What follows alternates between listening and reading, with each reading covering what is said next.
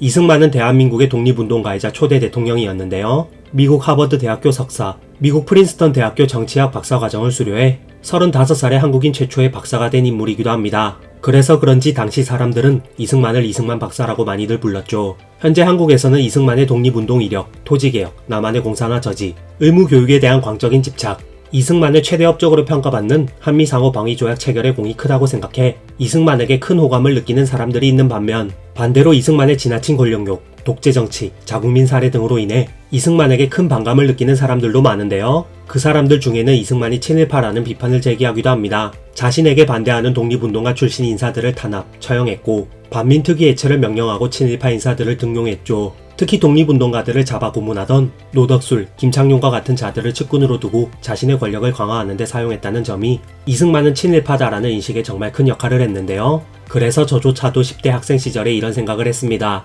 노덕술을 살려줬다고? 이승만 완전 친일파네? 라고 말이죠. 지금 생각해도 노덕술은 사형이 정답이었다고 생각합니다. 실제로 친일인명사전이 발간되는 21세기까지 친일파 청산은 시도조차 되지 못했으며 친일인명사전 발간으로 친일파의 존재들이 많이 알려지긴 했지만 친일파를 처리해야 될 때 제때 처리하지 못한 것은 오늘날까지도 우파의 가장 큰 오점으로 남아 있습니다. 이처럼 이승만에 대한 평가는 극과 극을 달리고 있으며 이승만이라는 인물에 대한 호불호도 현재 한국 내에서 극과 극을 달리는데요. 좋아하는 사람은 정말 좋아하고 싫어하는 사람은 정말 싫어합니다. 2023년 9월 12일 유명 여배우 이영애 씨가 이승만 대통령 기념재단에 5천만 원을 기부하면서 이승만 초대 대통령께서는 과도 있지만 그래도 오늘의 자유 대한민국이 우뚝 솟아 있게끔 그 초석을 단단히 다져놓으신 분으로 생각된다라는 편지도 함께 전달하기도 했죠. 이 사건은 잠시나마 한국에서 큰 이슈가 되었습니다. 잘한 행동이다 못한 행동이다 이리저리 말이 많았죠. 그래서 오늘은 이승만 대통령이 잘했다 못했다를 말하는 것이 아니라 이승만이 정말로 친일파인지 아닌지에 대해서만 이야기해보려고 합니다.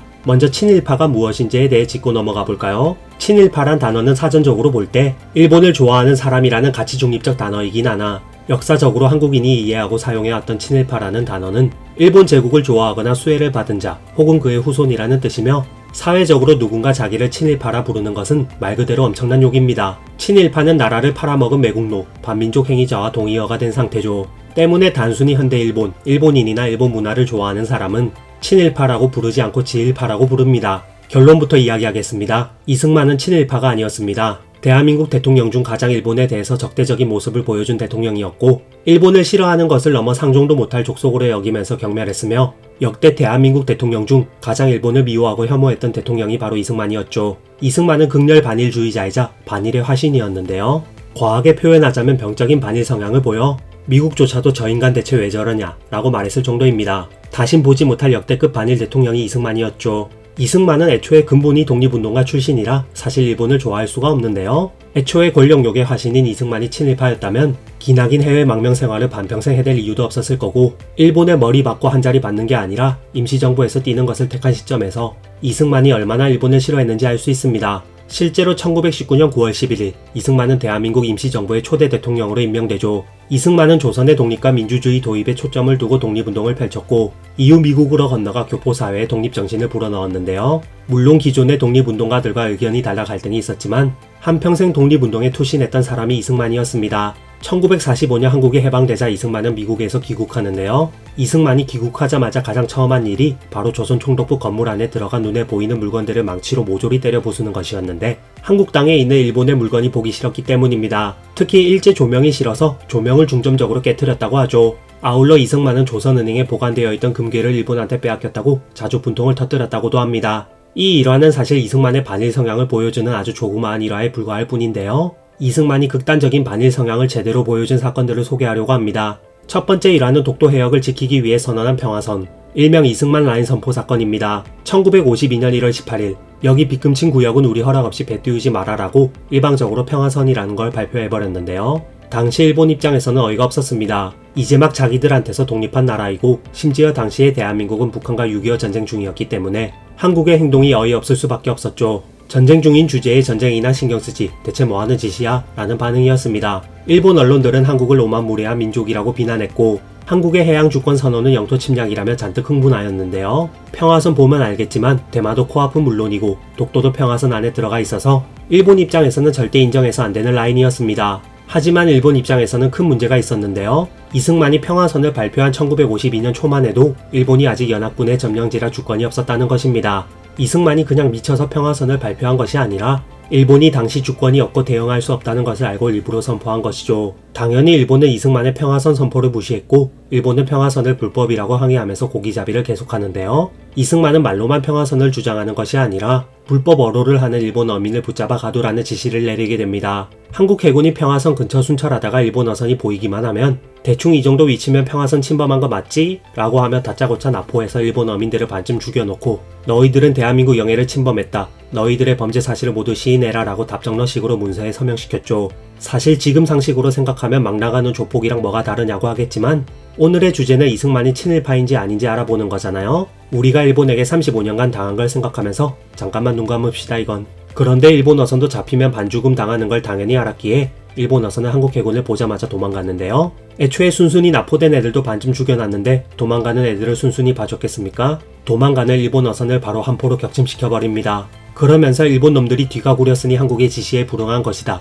우리가 일본 놈들 격침시킨 건 국제법적으로도 정당하다라고 주장했죠. 참고로 당시 일본 선박이 납포되면 배는 몰수해서 한국 어민들에게 저렴한 가격에 팔고 일본 어민들은 일본 측에서 제발 풀어달라고 애원할 때까지 몇 년이고 수용소에 가둬두었는데요. 당시 대한민국이 인권의식이 그다지 충실하지 않은 때라서 일본 어민들에게 굶어 죽지 않을 정도로만 대접을 해주다 보니 당시 수용소에서 죽은 일본 어민들이 꽤 많아 이승만의 평화선 때문에 피해를 많이 보았던 대마도 쪽에서는 지금도 이승만이나 한국에 대해서 양아치라고 치를 떠는 사람들이 꽤 많을 정도라고 합니다. 그렇게 해서 한국 해군에 의해 억류당한 일본 어민의 수는 4,000명에 달했으며 그 과정에서 44명의 일본 어민들이 죽었죠. 나중에 일본이 주권을 회복하고 해상보안청이 생기면서 덜해지긴 했지만 한국은 해군이 직접 돌아다니는 반면 일본은 경찰 조직인 해상보안청이 상대하는 판이라 한국 해군은 한 포도 쏘고 온갖 똘끼를 부렸기에 일본의 해상보안청은 일본 어선이 평화선 안으로 들어가지 못하도록 경계하는 수준이었다고 하는데요. 이승만의 반일은 그저 구호가 아니라 실전이었습니다. 일본과의 전쟁까지 불사하고 해군을 동원하여 독도를 일본의 압력으로부터 지켜낸 일은 그의 강력한 반일 신념 덕분이었죠. 옛날에 일본이 독도 점령하는 게임 만들었었는데 그 게임의 보스 몬스터가 이승만으로 나왔을 정도였습니다. 이런 사람이 친일파? 저는 납득할 수가 없네요. 두 번째 일화는 6.25 전쟁 시 일본군 지원 요청 거절인데요. 이승만은 낙동강 전선, 일명 워커라인을 간신히 사수하며 버티는 절망적인 상황에서 유엔 군사령부는 일본군을 무장시켜 지원군으로 참전시키는 안건을 제시합니다. 그러자 이승만은 일본군이 한반도 땅을 밟으면 국군에게 일본 현해탄으로 총부리를 돌리라고 명령을 내리겠다. 만약 그렇게 하면 공산군보다 먼저 일본군에 맞서 싸울 것이라고 말하며 강력히 반대했죠. 북한군과 중공군이 쳐들어와 수도 서울이 두 차례나 함락되고 나라가 망할 뻔한 절체절명의 위태로운 상황이었음에도 불구하고 이승만은 끝내 일본과 손을 잡지 않았습니다. 세 번째 일화는 일본 축구 대표팀 입국 거부인데요. 1954년 3월 14일 일본 도쿄 메이지 스타디움에서 개최된 스위스 월드컵 극동 예선에서 원래 한국과 일본 두 나라에서 한 번씩 경기를 하는 홈앤어웨이가 원칙이었지만 이승만은 한국 땅에 절대 일본 축구팀의 입국을 허용할 수 없다고 강력히 반대하여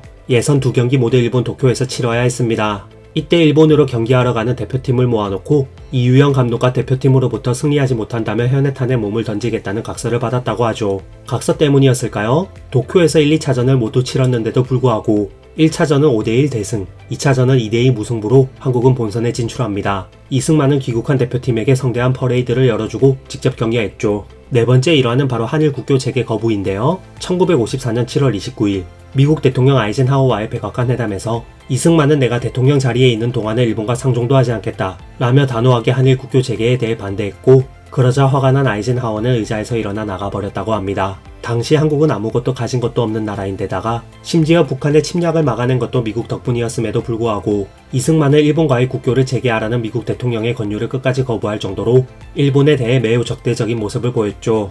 다섯 번째 일화는 대일경제 단교 및 일본 왕래 금지 성명 발표입니다. 당시 언론은 이승만 정권이 시행한 일본과의 경제 단교 조치에 대해 그것은 일본을 제재하는 것이 아니라 한국을 제재하는 어리석은 짓이라고 비판하기까지 했습니다. 심지어 이승만에 대해 매우 부정적이었던 이승만 권위주의 독재 정권에 반대했던 언론인 리영이조차 미국 정부는 이승만의 반일적 고집의 골치를 알았다라고 서술하여 이승만의 강경한 반일 성향을 인정했을 정도였죠. 북한에서도 이승만을 비난할 때 친미주구 이승만 역도라고 하지 친일주구라고 하지는 않습니다. 이상 이승만이 정말 친일파였는지에 대해 알아보았는데요. 한국 국가대표 바둑 기사들에게 자네들은 어째서 외놈들 바둑을 두는가 발언, 대만이 일본과 친하게 지내는 것을 극렬하게 비판했던 발언 등등 방금 말씀드린 5개 외에도 일화는 많습니다. 애초에 이승만을 일본이라고 멀쩡하게 부르지도 않고 외놈들이라고 불렀죠. 이승만은 과오가 워낙 많아 존경할 만한 인물, 위인이라고 말하기는 힘들 수 있습니다. 권력욕이 지나쳐 권력을 위해 친일파들을 적극 기용했던 것도 사실이고요. 그래서 저도 학생 때 이승만은 친일파, 나쁜 놈으로 생각했었지만